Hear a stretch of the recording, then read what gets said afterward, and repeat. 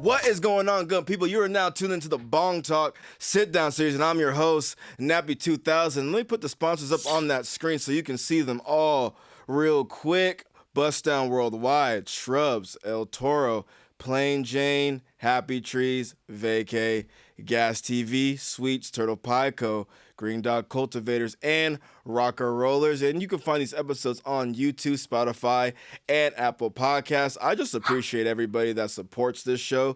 All of you guys do not have to, but the fact that you guys do, it's all love, and it's very much does not go unnoticed. But today, I have a very, very special guest in the building. I have a man who is a curator of culture. I have a director in the building. I have an engineer in the building. I have a producer in the building. I have a mogul in the building. Today, I have Jason Madison in the building. Thank you. What an amazing introduction. I don't even know if I could live up to all of those monikers that you just bestowed upon me. But thank you, man. I appreciate you having me. Oh, yeah, of course, bro. Of course. Like you said, I do my research. Right. And I was just going through, and, bro, you are a curator of culture, bro. You've been filming things for 20 years. Yeah. It's kind of crazy when you actually look back and think about how time works. Have you ever gone back on like your YouTube, bro, and just like gone to like maybe like those videos from 18 years ago and just peeped what's been going on or what's happened? Recently, because I just dropped my album, so part of my marketing for it was to kind of go through the archive a little bit, so I didn't look at everything. I mean, barely, like just a little bit, because I knew it was back there, but I was like, I got to pull some clips, So yeah, I mean, I'm curious kind of about certain things because I haven't watched it in a long time. But yeah, it's cool to see, like for an example, one of the first like video like runs I did outside of music videos, I was working with a friend of mine who's a promoter in LA. Her name is Candace. She used to go by Miss Diddy. And I was with her, and she wanted to film her friends that, were pretty famous at the time. Right. So we went with her, or I went with her to go film Tiana Taylor. Okay, cool. Who's nominated for an Oscar right now. Yeah. She's popping, bro. She's in a movie with Leonardo DiCaprio. Right. So it's like, but this is like 18 years ago, 17 years ago, right? You know what I'm saying? Right. So like we went in her house, wherever she stayed, somewhere in LA, to go cook with her. And she was like baking with them. You feel me?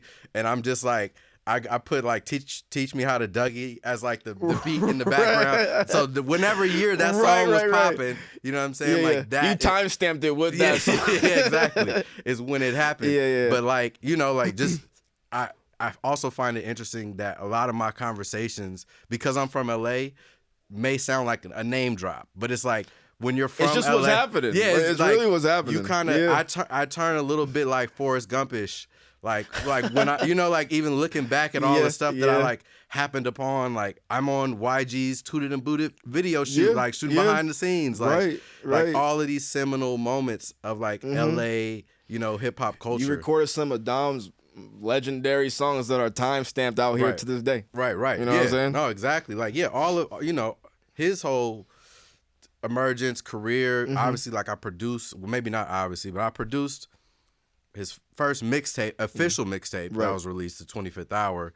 I think except for maybe one or two songs. A lot of people like that.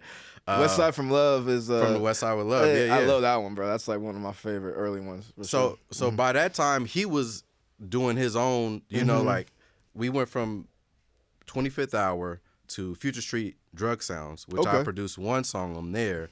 And, he had found a bunch of dope artists that he started collaborating with. And so by the time that he got to Future Street, that was like really the first time that I wasn't there for everything that he did. Like I wasn't in the studio all the time anymore with him. Like he was really taking off and doing his thing artistically and just like even traveling and doing shit. Right.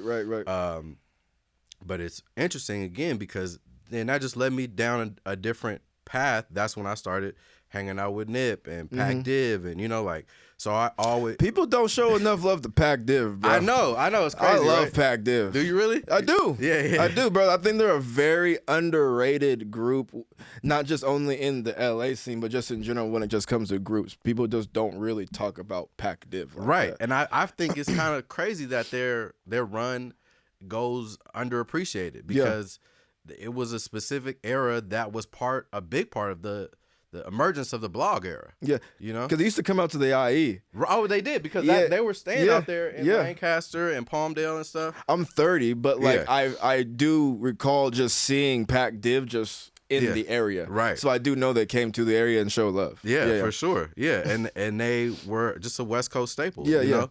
And I think they're great rappers, great producers. And the interesting thing about the groups in LA, whether it's them or Overdose or, you know, I mean, you and I, like, they all end up having pieces or the main parts turned into something spectacular. You know, like Overdose having Calmatic, Pac Div having Like, who became a producer. Yeah.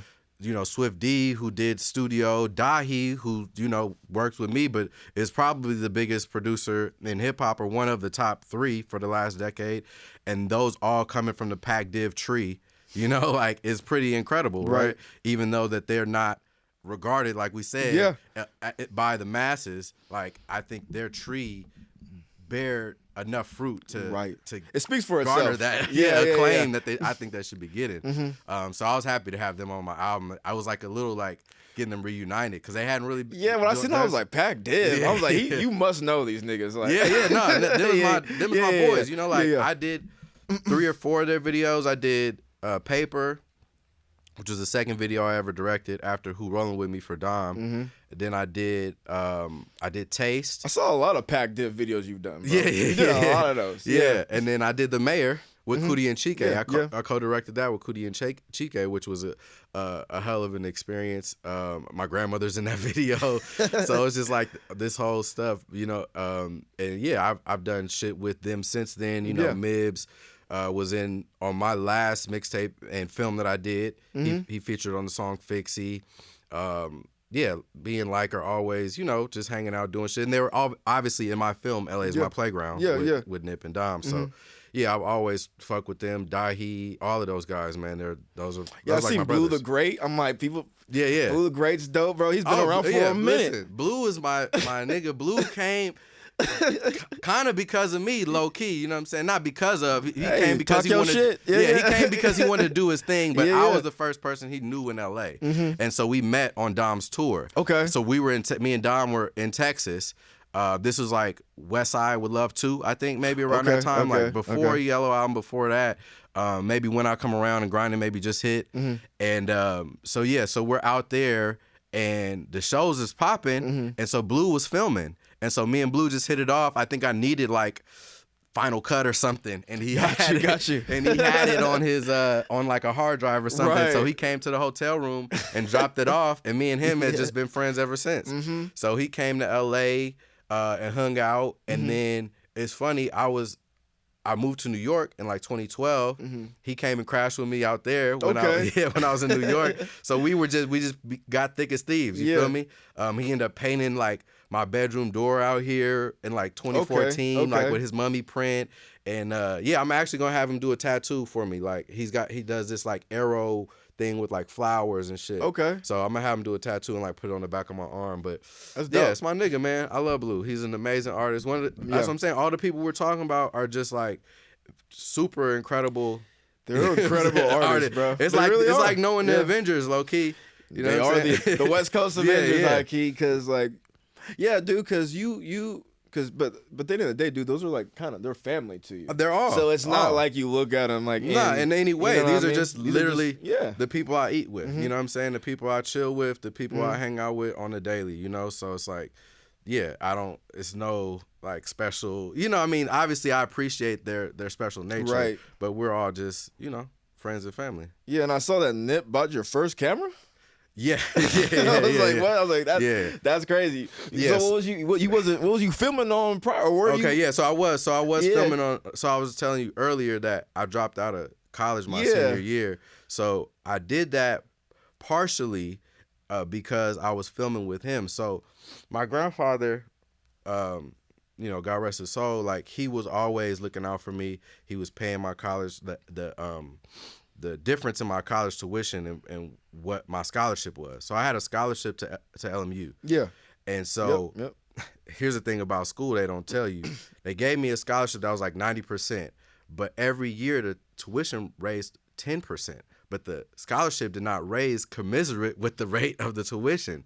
So every year he had to pay more and more. Right. You feel me? Not that it mattered to him. He just wanted to, you know, help get me through school. Yeah. Through the film school. Exactly. Yeah. And so I guess I just took it upon myself because I was hanging out with Nip and because what I needed left in the for my curriculum was the thesis. I had taken all my regular classes and I just needed to do my thesis for my senior year. It was literally second semester of senior year I dropped out. Okay. And so I was like, You're almost done. I was almost You're done, almost bro. done. Yeah. So that's why people say it's so crazy because it's like, why didn't you just go get your degree? Because you don't really need it in film. And I learned everything I needed to learn. You got your degree. Right. Yeah. So I was hanging out with Nip. Yeah. I was in my apartment doing whatever. I was still like producing for Dom. So then I also produced the song that he did with Pac Div and Carter called Everybody Knows Us. Okay. So that was actually the first video lookbook maybe ever that I did for the hundreds. So yeah, look that up. Dom, Pac Div, and Carter is called Everybody Knows Us. And basically I just flipped the NERD Everybody Knows beat. I looped one part of it. I mean, at that time and during that, I don't think it happened during that time, bro. Nah, that's what I'm saying. Yeah. About the In time. like 2008, 2009, like people weren't doing video lookbooks. No. And so I'm telling this long-winded story to say I rented a Red camera because I didn't want to do my thesis and give them, the school, the rights to my thesis project. Right. So I was like, why would I pay for a film that they get the rights for when I could just spend that same money and film Nip or Dom or whoever and make my own film and do whatever I want with it. You know what I'm saying? So basically I rented a Red camera from a DP that I worked with and I had it for like a week and a half. And so I filmed Nip as much as I could. You know, I did as many like videos. I think I may have done like Menace Beach or something in that time as well. And I was just like, whatever I can do with this Red camera while I got it, like I need to bust some plays. So I did, and that's what ended up being his portion of LA is My Playground. Yeah. So he was fucking with me for just bringing the camera around, not asking nothing of him or whatever.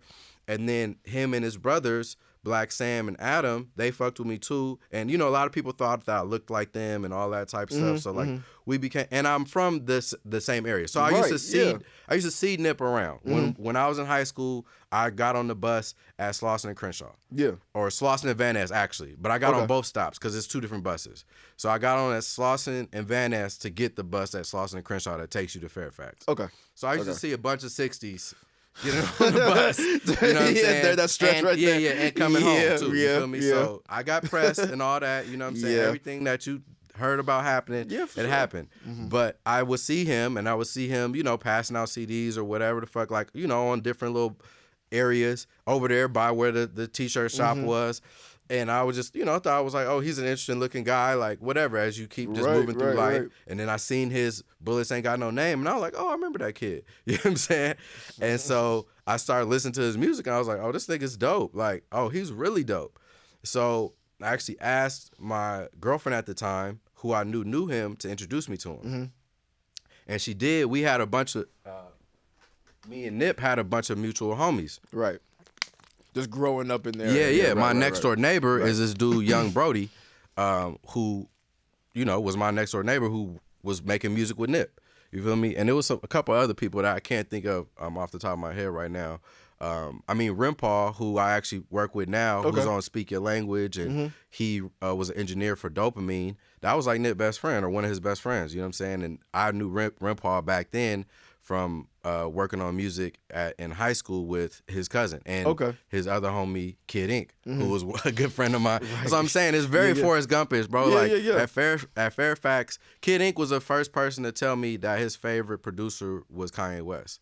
This is like 2001 when we were like... There's something in the water in South Central, bro. There's something in the water out there. Yeah, so he was, you know, like I knew all of these guys who everybody ended up knowing, but they was just talented rappers or artists to me, like at the time, you know, and then as time progressed and the world began to know who they were. So after I had the camera and filmed Nip and he saw that I was just grinding and wasn't asking for nothing, he asked me to come along with him. Like, well, first he just asked me to film for him. And I was like, I had to break it down. So I'm like, man, that really wasn't my camera. Right, like, I was just renting it. You know what I'm saying? This is an early on red camera. Yeah, because the ones now are crazy. Yeah, but it was big, too. It was big as fuck. So I wasn't really able to move around like that. But I was using all my strength to, like, walk around and try to hold it wherever we was going. And, you know, like, he just really, you know, respected the grind of that. And so he was like, yeah, like, how much does it cost to rent that? Blah, blah, blah. And I'm just like, man, I'm like, it's kind of expensive. You know what I'm saying? I'm like, I don't know if you want to. I said, that's really not the smartest thing for us to do. Like, we should probably get a camera that's, like, smaller that I could take around and we could do whatever. Like, you could keep it if I don't, you know what I'm saying, if I'm not there, whatever. So he was like, all right, let me think about it. And then we end up going to, like, Sammy's camera, I don't know, like, the next week. And we got a 7D because that was, like, the real popular camera at the time. And it was just as, you know, like, what you needed for World Star and all that stuff at the time, you know? So, yeah, so he got me that, or, you know, he got that camera for himself, but I was the one that was using it. And he let me take it home and do whatever. Like, you know, I kept it in the bag. You know, like, it was my responsibility for that camera. But it was his, and I end up, you know, giving it back to him. But for, like, a year or more, like, I had that camera, and that was and he let me do whatever I wanted to do with it. You feel me? So if I was filming for Dom or Pac Div, a show here and there, like, he wasn't like pressing me or nothing. But yeah, we traveled. We went to DC and Minnesota.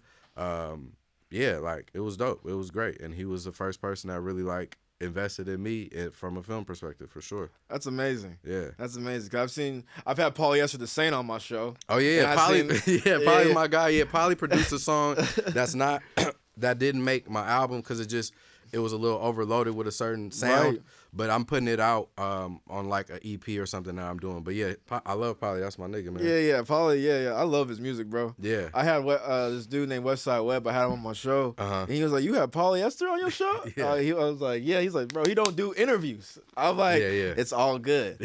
We got him on the show though. Right. But yeah, he's a solid individual, bro. That's dope that you know him as well. Yeah. But I'm gonna do this for Jerry because I always forget. Yeah. We're gonna go to this commercial real quick. It's called El Toro Verde award-winning cannabis brand, second place in the Emerald Cup. I call it the Modelo of weed commercial, so check it out. We'll be right back. Stay tuned, everybody. This is Bong Talk. I'm Nappy 2000. We'll be right back.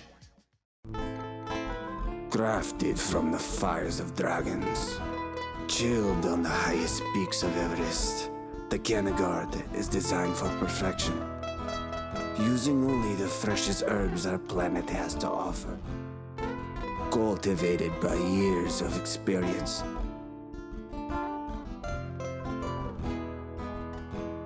El Toro Verde. Crisp, rich draw. Slow resin burn. Be bold. Be elegant. Be the bull. El Toro Verde. You should be smoking. And we are back, Nappy 2000, Bong Talk Sit-Down Series. I do want to talk about the title is called Good Grief. Yeah. It's called Good Grief. What does actual good grief look to you? What would that actually look to you like when going through the process of rehabilitating with the good grief, or what would the definition be of that for you? Yeah, I think it's multi-layered as any good title. It is very layered. But I mean, I think on this front, like for the song purposes, it's about smiling through the pain. You know what I'm saying? Whatever that is. Obviously, mine currently has been dealing with loss and like family members and friends. Yeah. And kind of having those memories and reflecting on things that would make you happy, even though when you're in a very deep painful state, so I think that's the initial intention on his face, is to think about that it's not the end is not the end, you know? So it's like, just think about it like that, you know? Yeah. It takes a while, I think, to realize when you're going through like that grieving process, like the end is not the end. Yeah. Because you're so used to having those people, or you were just used to having like that energy around you. Exactly. That once it exits, you're kind of like, okay, we are now. Yeah. No, that's exactly the feel. Like how you just said that. Yeah. Is the exact feeling. You're like, okay. All right, I guess. Yeah. All right. Because it's like, you know, I think I hear a lot of people say, it's like, oh, I went in to text that person. You know what I'm saying? Like, yeah. And like just naturally. Yeah. Literally naturally. And so that feeling when you go to text somebody about something and they're not there to receive that text, right, is such a crazy, you know? And I think like that's kind of part of the impetus for it. But it's a lot of different aspects to it. You know what I'm saying? Like the way that you deal with grief is a constant thing that you're experiencing newly every day, every moment, especially depending on the type of relationship you have with that person, how old that person was, the type of way that they, you know, transitioned. Like all of those things will ruminate in your mind and create different emotions and feelings for you, you know, throughout time. And it's not something that most of us are able to express or share with other people, but it's something that everybody feels in some form or fashion, right? So that's part of the reason why I wanted to give like voice to it, because it was something that I was like, man, I don't hear a lot of people like, especially in hip hop, like talking about this particular set of experiences. You know what I'm saying? No, we don't. We don't. Yeah, because I agree. Because last year I lost 4 people. I'm sorry. You know what I'm saying? So like it's like you said, it's a very interesting thing because no one wants to talk about getting therapy. You know what I'm saying? Even when you are getting it, you don't even really want to tell your homies. You don't really want to say shit about it. Yeah. But like, was this project kind of like that opportunity for you to express or talk about it without necessarily having to sit down with somebody? Excuse me. Yeah, 100%. I think that's like a good thing about music and art is that like, for especially as a man, right, you can't like express your feelings, but it's like you get on the mic and you can say whatever you really think and you really feel, and I think that's part of the purpose. And so that was, you know, on the song Good Grief, I said like, you know, I ain't got no therapist, I'm raw dogging this life shit. I was about to say that raw dogging life. I was like, and that's unfortunately maybe for the people around me, you know, who experience the rawness of my expression, like they might not all react the same way as somebody who doesn't know me and is like, man, this nigga's on some bullshit or this nigga's this way or whatever. Like, but as I say, everybody grieves different, and this is my process. So I have to be honest about my process, and like that's the way that I can foresee like coming to healing or in a better place to where I can move forward, and then I could share with other people, right? Who then get in that space. So then if anybody feels like they're going through that, I would love to have a conversation with you. You know what I'm saying? If that's what you want to, you know, do. So like that's part of my way of like opening it up to people and being like, hey man, like you just said, like you lost 4 people. Tell me about it. Right. You know what I'm saying? Yeah, being willing to actually open up and talk about it. Yeah. Yeah, that's definitely like a new step or a new level that people need to try to at least attempt to get to. Right. Because that a lot of that, and this is the thing about the album, I use the songs to tell a story intentionally, and maybe not everybody will know what that is on its face just listening to the music. But you know, I have songs like Wanna Bet because grief will possibly turn you to your vices. Right. You know what I'm saying? It will. It definitely will. Or I have a song like Things I Imagine where, you know, it's like I'm talking about a breakup, then being hopeful about another relationship, but the breakup might be a cause of somebody not being able to deal with you going through a grieving process in your life, right? So you got to think about all, like, the trajectory of the things that I said, like, it was intentional to get you to understand, like, my mind path, you know what I'm saying, of, like, how I've been dealing with this, you know? And then the other part of it is kind of what I'm saying of, like, it's in relationship to Charlie Brown, obviously, right? Yeah. And so the cover of the album is me at Knott's Berry Farm, which, if you know, like the mascot for Knott's Berry Farm is Snoopy. Yeah. You know, so he's like in the back of the photo. So that's the other thing. It's like good grief. It's like good grief, Charlie Brown. Like, you know what I'm saying? You going through it. Yeah. You feel me? And it's also like your friends just be like sick of your shit. Like, good grief. And it's like, yeah, but like, nigga, I'm Charlie Brown. Like, I'm still trying. I'm trying my hardest, but it's like shit be tough. You know what I'm saying? So, and that's why you just gotta do it with a smile and really just, let people know, like, I'm still outside, even though, I'm flawed and I'm trying to figure it out. But I'm gonna be out here with y'all trying to figure it out, you know? So that's what it's like, explaining from my perspective. And then I just hope people are able to see whatever angle that they see that they relate to, pick up a piece of it, and hopefully they can enjoy it. Yeah, for sure. And there's always a yin and a yang. So was there bad grief prior to the? Yeah. I mean, what was the bad grief? Well, that's the thing. So So that's what again the album gets into. That. That's what you listen to Fake. Yeah. That's what I'm saying. Yeah. You listen to a song like that. That's like that completes the first half of the album before we get to the good. You know what I'm saying? The Malibu Beach Inn and all that, right? Like Fake. I'm upset. I'm mad. I'm frustrated. Everything I see in the world is like bullshit, like all this bullshit. You know what I'm saying? Even though in spirit, I'm like, fuck Donald Trump. Don't matter what administration, I'm about to say, don't matter what administration all it is. that. The politicians, they got us out here twisted. Like all of them. So you seeing like, that's what I'm saying. It builds up into, you see these shades of frustration and anger that's, compiled with me trying to talk to the spirits and all of this other these other things. Like I did an interview with Ananda Lewis, actually. Okay. You feel me? Yeah. And I ended up meeting Matt Penfield, who was a MTV VJ, like doing Uber. And one of the guys who actually works on was an AD of mine is Tech Money. Okay. So I actually like have interactions with these people. And obviously, like, I was a huge fan of Ananda. I told her that. I reached out to her like cold just on Instagram, and she did end up doing a podcast with me. But she was such a sweet lady, you know what I'm saying? And like, I had to say something, just about her life, because it was very important to the culture. We talk about the culture and all that, and people who get forgotten, like, and all of this stuff. And so, that was the other, hip hop and human side of it, is that like I connect with all these people, and some of them are not with us, and I feel like they're not being properly eulogized. You know what I'm saying? No. And so, like that's also frustrating. You know what I'm saying? Like I feel like the culture is getting taken away from whatever's happening in the world, you know what I'm saying? Whether it's her or Nip or Kobe or whoever, you know what I'm saying? I was about to say, people got Kobe fucked up out here, bro. Yeah.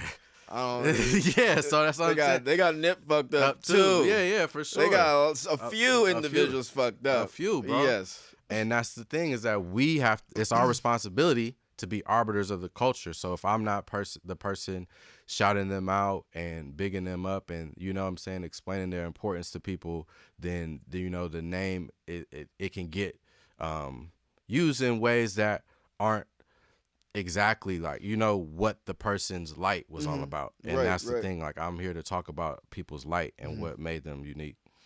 And too, bro, like you filmed so much, so you've literally captured the light, digitally, and you can then spread it again, because there's probably files or videos that you've probably have never released. Oh yeah, of that course. You're probably still finding to this day. And that's what everybody, and so a lot of stuff got lost too, which is painful to think about.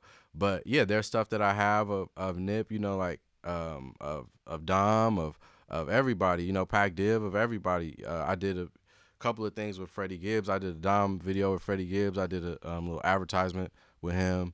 But a bunch of other artists and people as well, like, again, like you said, being out here for 20 years, there's so much footage, there's so many things, so many clips, that I'm just fortunate that it means something to other people. You know what I'm saying? I'm thankful that it means something to other people, because it could have just been some niggas doing shit. It could have. Yeah. Definitely a documentary coming in the future, bro. Like, for sure. Definitely. We don't know when that will be. I know, but I know for a fact a documentary. It has to be. Well, we gotta tell more of the story. And that's the thing. I'm still like spinning my wheels creatively and doing more music and writing screenplays and doing things. So I want to make my mantle, as plentiful and bountiful as I can before I collect all the You know what I'm saying? Yeah, cause I see Spike Lee's one of your favorites. So yeah. So like, more films must be created. Must be, and that's what I love about Spike top. is that he just keeps going. Like, and it's Mm-hmm. funny. Like when I met him at a premiere he did out here for I think it was Red Hook Summer. Okay. I had my Jordan jersey on. I was an influencer for Nike at the time. Yeah. So I'm thinking like I'm gonna, it's gonna be a sweet, little interaction. Right. So it's a big theater of people. And of course, he calls on me as like one of the first after the movie when he does his Q&A. Mm-hmm.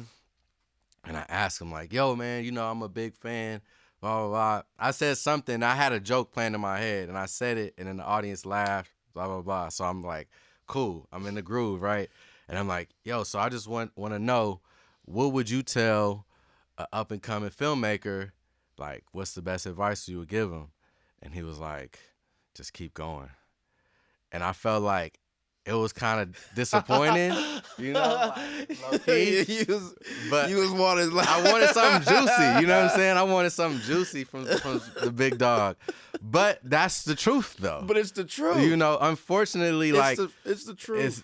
It's not. He never stopped. Yeah, and that's not there's no way you can like sugarcoat, you know what I'm saying? Right. Throw bullshit on it. It's like, all you got to do is just get up and keep doing it every day. And whatever you going to do, where you supposed to be is where you're going to be. Yeah.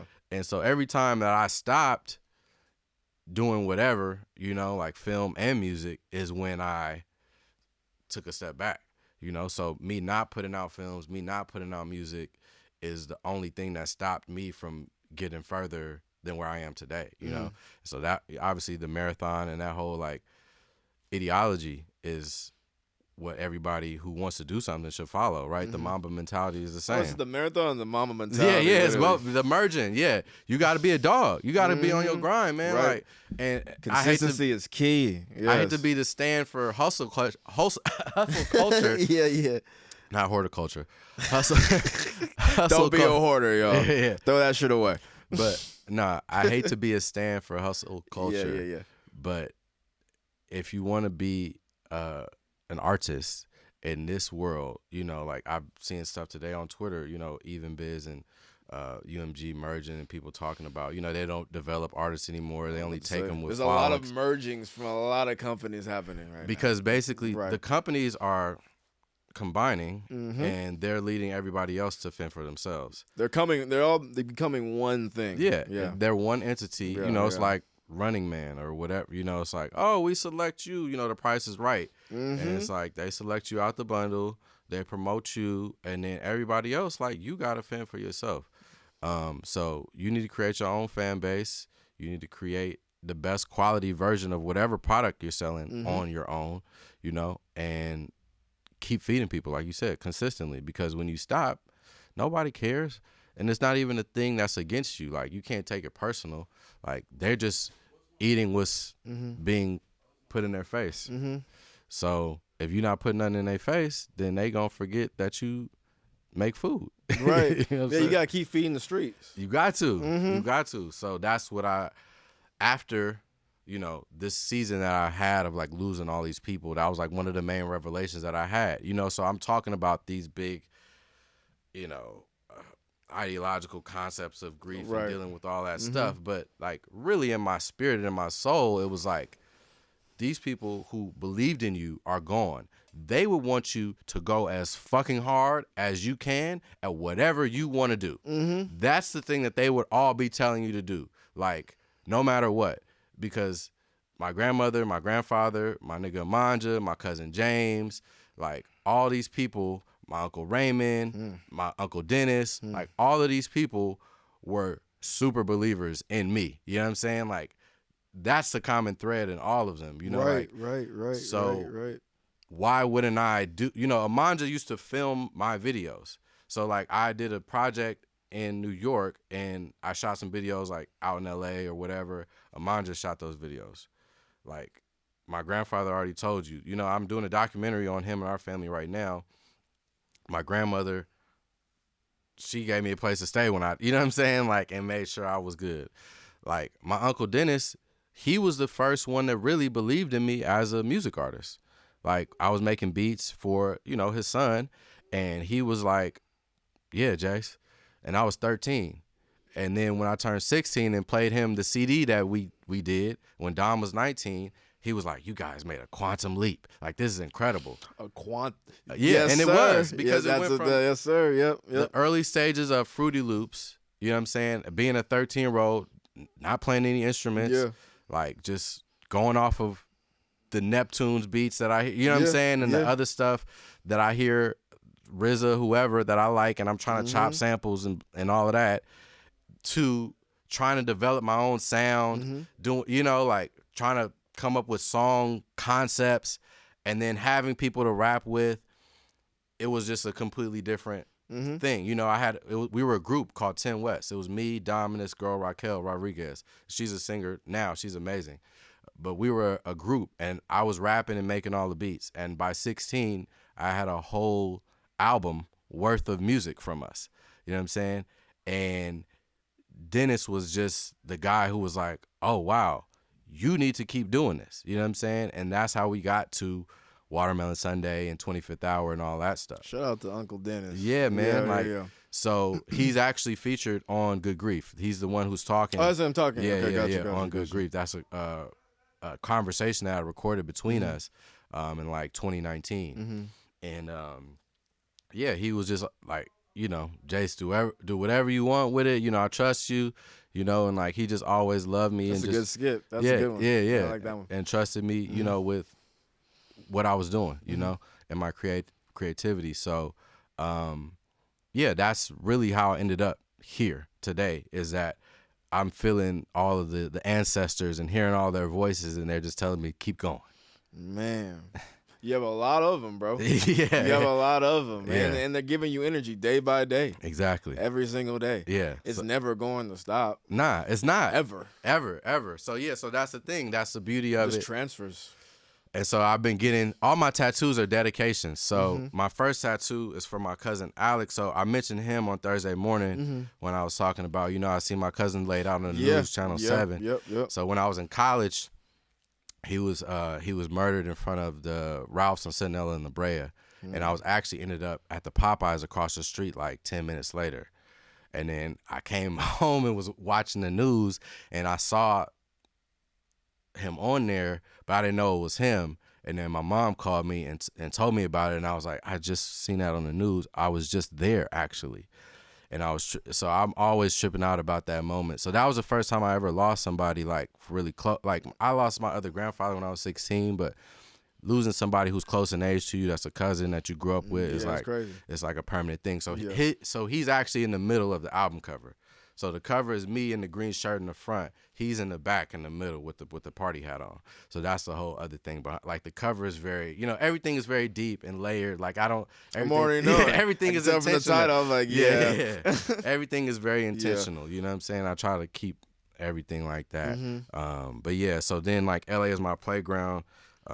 It's actually like a few people that passed in that film. Like obviously Nipsey, but his boy Fats is in that movie, and the homie Kid Cali is in that movie too. So like 3 of them have, you know, transitioned since I made that film in like 2010. Then I got my grandmother's name on my chest, and then I just got my cousin's right here, like a tattoo dedicated to him on the back of my neck, on the side of my neck. So yeah, it just, you know, going to what you're saying, like they always gonna be with me. So always. I made sure. Oh yeah, and then I got Dennis's quote. Dennis had a quote that I put on the back cover of the album. It says, "Take what you need, throw the rest away." Yes, sir. So that was the thing that he always said, and I think that's just like sage wisdom. You know, like whatever you know, people watching this conversation, you might care for about 5 minutes, 10 minutes, but that's cool. Take what you need and throw the rest away, and just keep pushing, you know? So it's the same with music, life, conversations, dealing with work, whatever you're dealing with, right? Take what you need from it and throw the rest away. And also in that concept, don't get too upset about the shit that you didn't like or whatever, you know, is not going right, because that's going to stifle you when you're really trying to do whatever your real intention is. So hold on to what you need, take that with you, and forget about the rest. Got you. Yeah. Yeah, you gotta trim the fat around the edges, bro. You got to. I think that's one thing great about just animals. They take what they need and they leave. Humans need to learn the same. It's tough when you got all these emotions, all these complex emotions that we deal with as human beings, right? And that's the thing about it. It's hard to remind yourself of all of this stuff when day-to-day life happens and things frustrate you, people frustrate you, you know, like it's hard to get, you know, back into that. We're raw dogging life. We're raw dogging day, every time we wake up. every time. So it's like I got to be thankful and grateful to the people who put, you know, that spirit in me to be able to enunciate my feelings. You know what I'm saying? At least to a certain degree. My grandmother, who's 94 years old, she's about to be 95 in October. She's the one at the end of the album. You know what I'm saying? Basically telling me to keep smiling. Yep. And so, you know, like that's why she's 95. Exactly. That's Mother Mary. You know what I'm saying? The Mother Mary Records. And she just has this spirit, you know, the spiritual energy. She obviously is a church going lady, and she's a light wherever she goes, and people always looking for words from her. You know what I'm saying? So that's one of the people that I grew up with who still, you know, lights me to this day and gives me the light every time I see her or talk to her. And so I think it's my job to do what I can to present that to other people, because I think her light is so special. And that's, again, why the album is the way it is. It's like I'm trying to present my knowledge of other people's light to you. Yes. You know what I'm saying? That's a human that's almost been here, bro, for 100 years. Bro, like, that's crazy, right? Like, because I know what I've seen in my 30-some years. I can't imagine doing that like 2 more times. She's done it like 3-4 times. Like, yeah. Because I got an uncle who's 102. Oh, my God. Oh, my. Y'all just are just alive. Wow. Y'all. Where's he live? New York. Oh, yeah. It's crazy. He's from North Carolina, though. Oh, he's from North Carolina? Yeah. He's from North Carolina. My grandmother got family in North Carolina. What part? Fayetteville. Fayetteville? Okay. I got, bro, it's like a small, it's called Plymouth. Okay. North Carolina. And Roper. That shit sound crazy. Yeah, it do. Yeah, I used to go out there with her, North Carolina and South Carolina. Her sister used to live in South Carolina. Man, it's crazy. I'll tell you one thing. I went to my aunt's house one time out there, bro. They used to have the motherfucking roaches everywhere. That shit was so crazy, bro. And then There's different roaches out there too, different bro. roaches, That bro. shit is big. Them shits is huge. And I was like, what the fuck is going on? But they live just in the backwater, you know what I'm saying, type spot. Yeah. And then that was the first time I smelled chitlins. That shit is crazy. Oh, man. That shit is crazy. Whoa. What they say, my nigga Max Julian said, it's eternal, like the smell of chitlins. You will forever remember that smell, bro. It's embedded. Yeah. And then they're cooking shit. They're literally cooking. Like, it's like, bro, it's what? crazy. I seen pickled pig's feet for the first time out there. Bro. Like in them jars. Yep. Bro, all that shit is crazy. Chicken feet. Bro, it's everything. Everything. They eat everything. So that was like my first introduction in some real like Southern black shit, which I respect it all. You know what I'm saying? Like, it's just chitlins ain't for me. I mean, neither is pig feet, but a lot of that shit's not for us, not for bro. me. But like, I think I didn't never try the chitlins because I knew what it was. But I tried the pig's feet one time. Just No, I've had a phase because my family's out there. I had a phase. Yeah, I'm a vegetarian now, bro. Oh, for real? Yeah, we're good. We're we're very much past all of that. But nah, dude. Yeah, going out in the South, you'll definitely see some food you don't normally fucking. Nah, hell nah. I would never take part in a lot of that, you know, on a regular. But when in Rome, right? Right. Yeah. Depending on what part of Italy we in. Yeah, right. You know. Yeah, nah, for sure. But yeah, man. So that's you know, I have my other grandmother's from Louisiana. Okay. So, you know, a lot of black people in California have the Southern background. We all do, bro. Exactly. Yeah, dude. Great migration. All the that mecca of America is Georgia. You know what I mean? That's where a lot of them came from. Yeah. Georgia and Louisiana, I feel like, you know what I'm saying? Mississippi, like all that. And Mississippi, yeah. So my grandmother, the 94-year-old, she's from Mississippi. Okay. Yeah. So that's where her family is from, and then they end up moving out to like South Carolina and North Carolina. Okay. Yeah. And she moved to LA. She moved to Detroit first, and then she moved to LA. Okay, got you. Yeah, because also too, there's a huge North Carolina and New York connection. Oh yeah. Nah, for sure. And I didn't even mention. So okay, I'm gonna say this because you said North Carolina. I threw shows when I was at LMU. Okay. And so it's funny to see J. Cole now doing what he's doing. He used to sell CDs in front of, he did at one of our shows in front of at LMU. Okay. That we threw. So I think it was like maybe the first or second time that me and Don performed was there. And LMU stands for Loyola Marymount University. Yeah. So I started off as a recording arts major, and I was studying to be an engineer and to do. I went to do scores for film. Yeah. And so I ended up switching my major halfway through to film and television production. But while I was doing all that, I was making beats, I was shooting videos. Right. And I was throwing shows because I was throwing parties. I was a DJ. I forgot about that. I seen that. Yeah. So I was a DJ from 13 to 20. That's how I really got into music. I said, DJing is always the precursor for a lot of things. Exactly. I'm a DJ too. Oh, you are? Yeah. Dope. Yeah. So that's like, or I say like the 5 elements of hip hop. Like I was really. Like, I was dancing when I was a kid, loving MC Hammer. You feel me? The Vanilla Ice, all that shit. You know what I'm saying? And then from there, just got into beats. And my dad was a DJ. So my dad, bought me DJ equipment.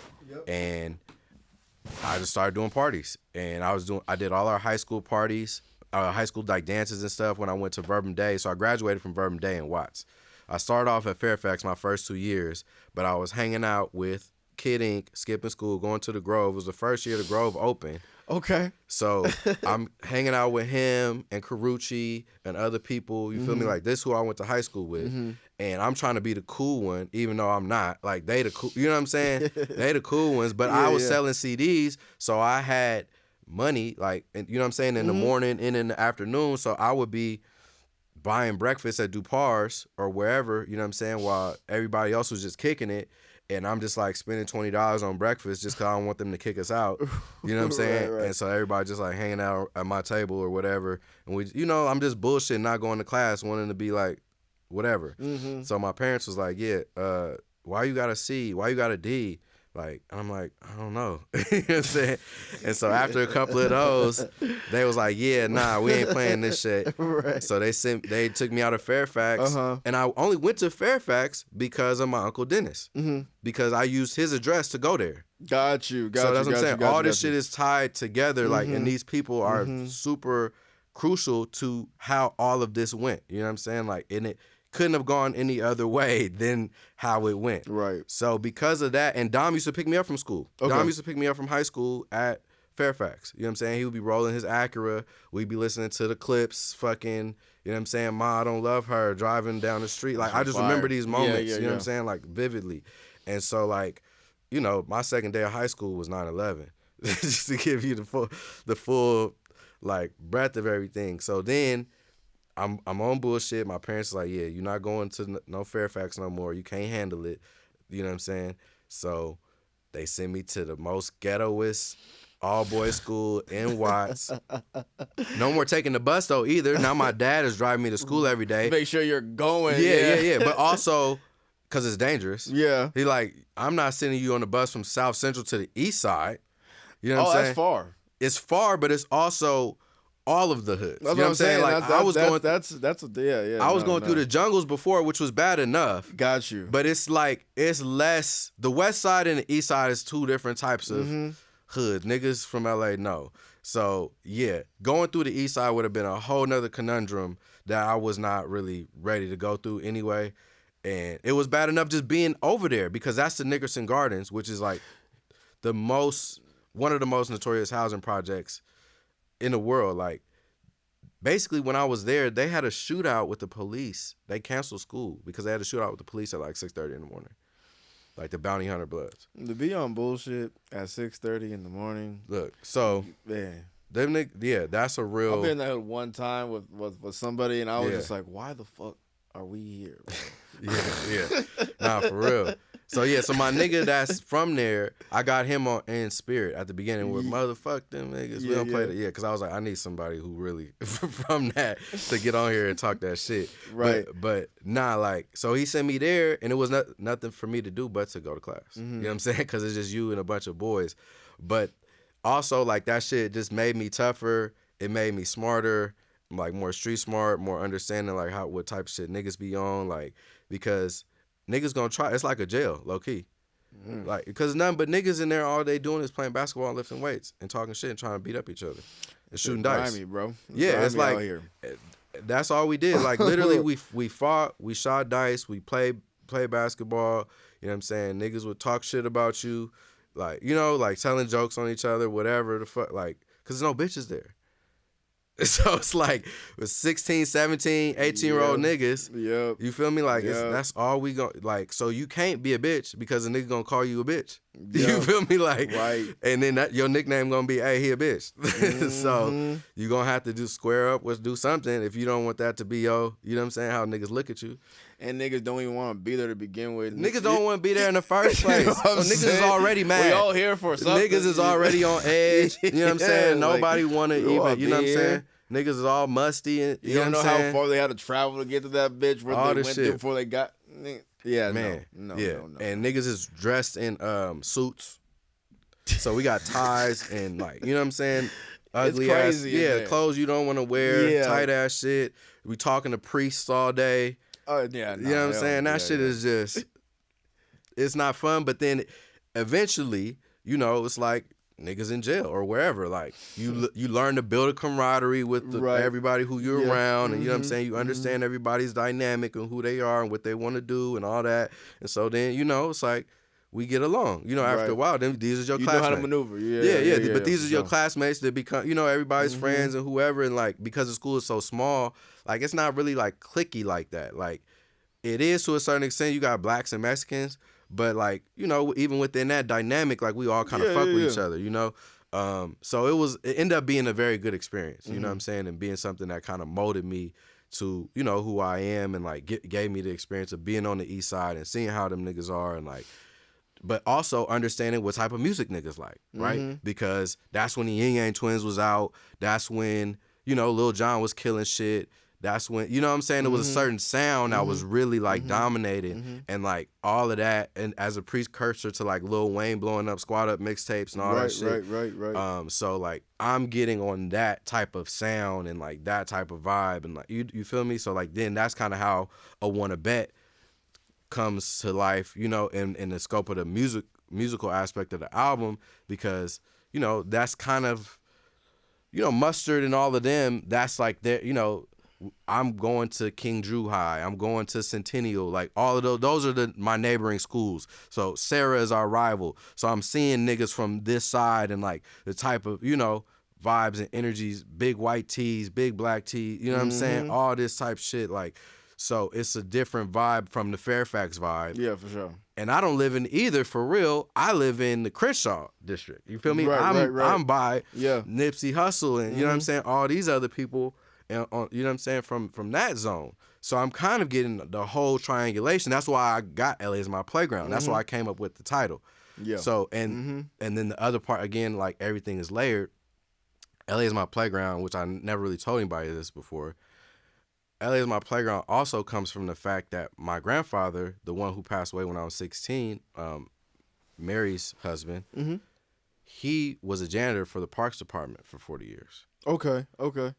So he used to take me with him to all the parks around LA when he would have to lock up and do little things, you know what I'm saying? And his brown brome, you know what I'm saying? and yeah, so that was kind of like my dedication to him. Was like LA is my playground because I remember being at all these parks, right? You know what I'm saying? When I was a kid with him, you know what I'm saying? So like that was our connection, and I was like, man, I always want to, so that's what I'm saying. All my art always honors my family, the people who have come before me, the people who have poured into me.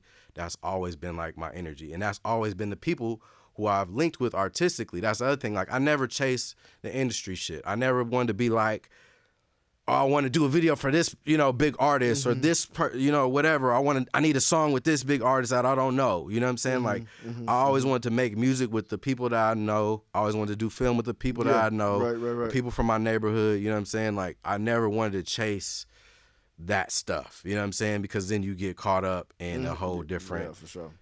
Energy. And I don't like, I'm very particular about the energy. And it's politics too. Yeah, and it's very political. Even dealing with your friends, it gets political. You know what I'm saying? Sure. So it's like, why would I want to throw more fuel on that fire? You know what I'm saying? Like, I'd rather just deal with the bullshit of the homies. You know what I'm saying? At least like where I live. Exactly. And I can lock in whenever. Okay, you rocking with him, cool. You know what I'm saying? I'll catch you back around, you know what I'm saying, in a couple years or whenever. And that's how it always has been. You know what I'm saying? You're not going to rock with everybody through the duration. You know what I'm saying? You see people in 08, 2012, 2014, 2019, you know what I'm saying? Like, and you just click up with them whenever, you know, the stars align. Yeah, when it's time, it's time. Exactly. So that's always been my philosophy. Like, I want to be intentional, but I'm also like allowing people to, you know, float and do their thing and just build with the people who are on the same wavelength as I am. Exactly. And now we're in 2026. Yeah. What can we see for the rest of this year, bro, with Good Grief, with your filmmaking, production, with everything? What can we expect, bro? A lot of visuals, for sure. I'm going to be putting a lot of energy into doing a lot of dope visuals. I'm excited about that. That was, you know, that's the secondary purpose of even me being able to make music, is that all of the songs follow specific themes. And it's not just like me rapping and just, you know, like carrying on a beat. Like, so now I can create a visual that will mirror, like, or even offset that sonic bed that I've, you know, created. And then I'm going to drop more music. I recorded like 30-something songs. I just did 2 songs the other day. Okay. So I'm going to do an EP probably for my birthday. Not probably. I'm definitely going to do an EP on my birthday. And then I'm going to drop another album by the end of the year called Get Better Every Day. Okay. So that's the whole thing with the Good Grief. It's like the opening. And then after that, Get Better Every Day. Yeah. You know what I'm saying? Yeah, definitely. And then I'll have something to follow up with that the next year. But yeah, this year I'll do an EP and then another album by the end of the year, or at least like it'll be ready to go. Whether I release it or not, I don't know. We'll see. But it'll be ready. I'll have enough music and, you know, the direction for it. And like I said, I'll be doing a lot of visuals. I have a documentary that I'm working on that's a really serious project for me that I'm excited about. That won't be coming out this year. Maybe the trailer might come out this year, but that'll be something, hopefully that gets completed this year and will be released in 2027. Beautiful. Yeah. So, yeah, those are the projects that I have that are definitely working on and will get completed. And then who knows, like me and the homie Juju talked about doing some stuff together, and, you know, whatever God has in store, I'll be up for it. Right. Yeah. And one thing I like to ask people this too. If there is, this is like the last thing I usually ask people. If there's 3 things that you can tell your younger self, some advice, if you could, what 3 things would you tell them? Buy Bitcoin, buy Bitcoin, buy Bitcoin. Crypto, bro. Are you bringing? I seen that. Is that coming? Are you still do that or? Yeah, I mean, I still fuck with Bitcoin. I know, but are you gonna bring back the pot? Like the pot, crypto, bro. I would love to. You know, like I would love to, and I'm glad I brought those people together that I did. You know, like Bitcoin.